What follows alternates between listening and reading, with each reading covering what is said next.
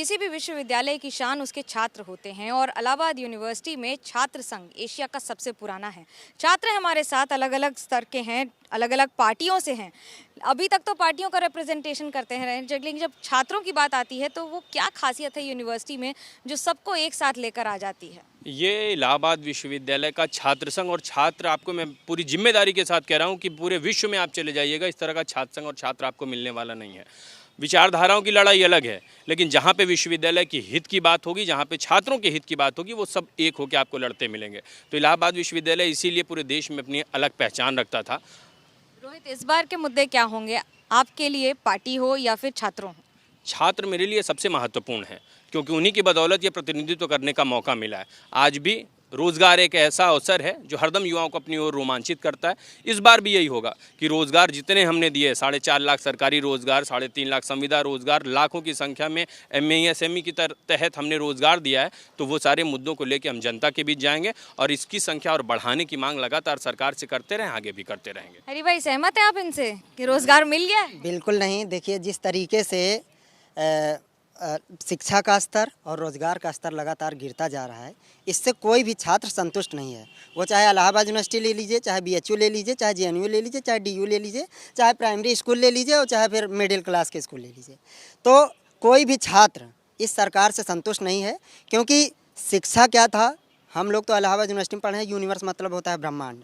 हम लोग ब्रह्मांड की, पूरे ब्रह्मांड की यहाँ पे जानकारी लेते हैं। चाहे वो फिर रोज़गार का मामला होगा, चाहे शिक्षा का मामला होगा, चाहे वकालत के भी मामला होगा, चाहे सड़क पे लड़ने का मामला होगा, हम लोग हर मुद्दे पर जो है तैयार रहते हैं। इसलिए इलाहाबाद यूनिवर्सिटी के छात्र क्या करते हैं, एक अपने संगठन से, अपने अपने संगठनों से, और जब एकता की बात आती, सभी संगठन एक भी होते हैं इलाहाबाद यूनिवर्सिटी के लिए, और छात्रों की बात आती है तो खास तौर से इकट्ठा हो जाते हैं।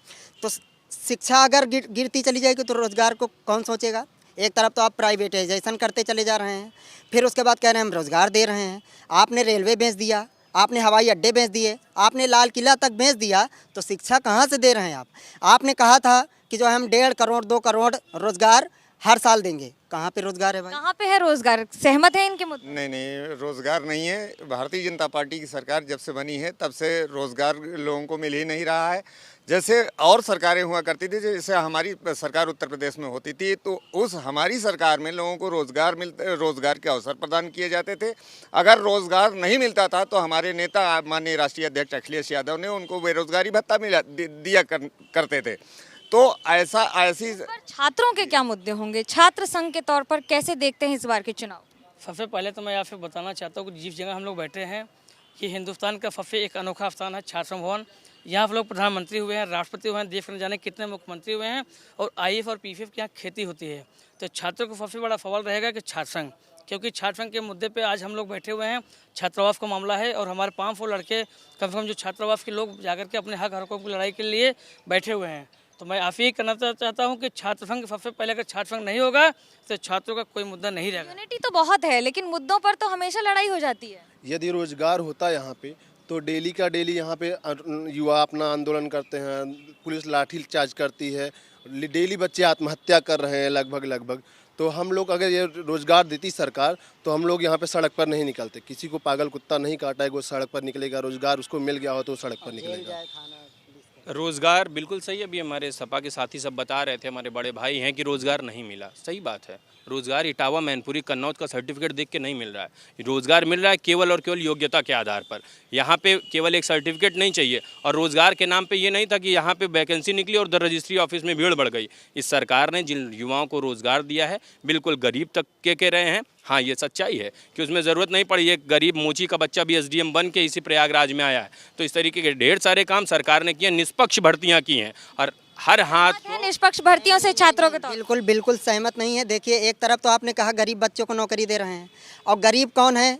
वो चेहरे के आप आरक्षण एक तरफ ख़त्म कर रहे हैं, एक तरफ फिर वापस होते हैं, कहते हैं आरक्षण में केवल जो है कुछ लोगों को एक तरफ ख़त्म कर रहे हैं उनका आरक्षण, एक तरफ 10% आरक्षण देने की भी बात कर रहे हैं। कुछ लोगों को मतलब आरक्षण देने की भी बात कर रहे हैं। तो किस तरह से कह रहे हैं कि हम जो है निम्न तबके के लोगों को रोज़गार दे रहे हैं?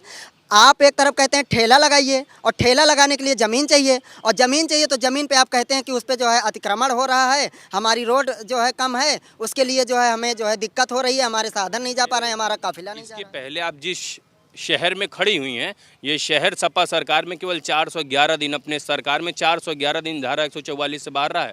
3116 याचिकाएं हुई हैं, 5-5 हज़ार के इनामी छात्र हुए हैं, 9 बार लाठीचार्ज, 47 बार गोलीकांड, कुछ बचा नहीं इस प्रयागराज में। और ये दीवारें ना ये गवाही देंगी। तो ये केवल एक विचारधारा को लेकर आगे चलने वाले लोग हैं कि नहीं ज़बरदस्ती हम जय जय करेंगे बस। जब छात्रों की बात करते हैं तो मुद्दे क्या होते हैं जब आप इलेक्शन में जाते हैं, चुनाव में जाते हैं? सबसे बड़ा मुद्दा स्टूडेंट का यही होता है अनएम्प्लॉयमेंट।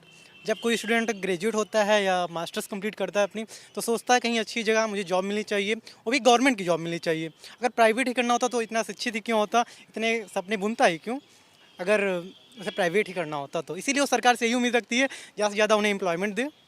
बस स्टूडेंट की सबसे बड़ी प्रॉब्लम यही है। स्टूडेंट की सबसे बड़ी प्रॉब्लम यही है, और सपने पिरोना और सपने देखना अधिकार है, सपने पूरा करना भी कुछ हद तक सरकार की जिम्मेदारी। कैमरा पर्सन सूरज पांडे के साथ मनोज्ञा लोईवाल, इलाहाबाद, एबीपी न्यूज़।